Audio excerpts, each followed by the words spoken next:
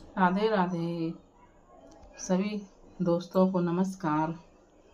जीवित पुत्रिका व्रत कथा एक पौराणिक धार्मिक कथा है जिसे महिलाएं विशेष रूप से अपने पुत्र की दीर्घायु, स्वास्थ्य और स्मृति के लिए सुनती और व्रत रखती हैं। यह व्रत भाद्रपद माह के कृष्ण पक्ष की अष्टमी तिथि को किया जाता है और इसमें निर्जल व्रत रखकर माता अपने पुत्रों के लिए प्रार्थना करती है।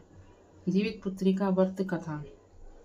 प्राचीन काल में एक राजा था जिसका नाम जीमुक्तवाहन था। वह बहुत धर्मात्मा, दयालु और प्रजा का भला चाहने वाला था।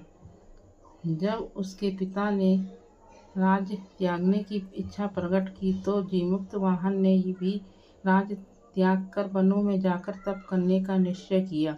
वन में रहते हुए एक दिन उसे नागों की जाति का एक वृद्ध मिला जो बहुत दुखी था। उसके पूछने पर उसने बताया कि गरुड़ हर दिन एक नाग को खाता है और आज उसके पुत्र की बारी है। यह सुनकर जीमुक्तवाहन को बहुत दुख हुआ। उन्होंने सोचा कि किसी को पुत्र को मरते हुए नहीं देख सकता। जीमुक्तवाहन ने उस वृद्ध नाग से कहा कि वह उसके पुत्र की जगह गरुड़ को स्वयं दे देगा। अगले दिन गरुड़ आया और जीमुक्तवाहन को नाग समझकर उठा ले गया और मारने लगा। तभी गरुड़ को एहसास हुआ कि यह कोई साधारण नाग नहीं है। पूछने पर जीमुक्तवाहन ने पूरी बात बता दी। गरुड़ ने उसकी दया और त्याग भावना से प्रभावित होकर वचन दिया कि वह अब से किसी भी नाग को नहीं खाएगा।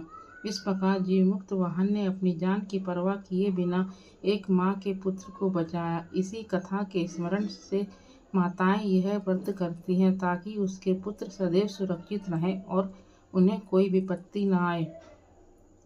व्रत विधि की संक्षेप में, यह व्रत भाद्रपद कृष्ण अष्टमी को रखा जाता है। महिलाएं दिन भर निर्जला व्रत रखती हैं।